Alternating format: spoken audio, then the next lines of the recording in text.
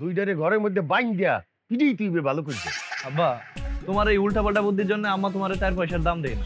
এইসব উল্টাপাল্টা বুদ্ধি না করে যদি কোন একটা কাজ কাম করতে না, আম্মা তোমার ঠিকই দাম দিত। আগামী সপ্তাহে আমার শ্বশুর আমাকে বিজনেস থেকে আলাদা করে দেবে। আর কাউ কি আলাদা করে দেবে কা? ওরে বোকা মানুষ, আমি তো টেকনিক্যালি সরে গেছি।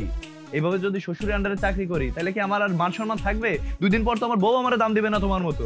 তুই কি মোর পোলা নাকি?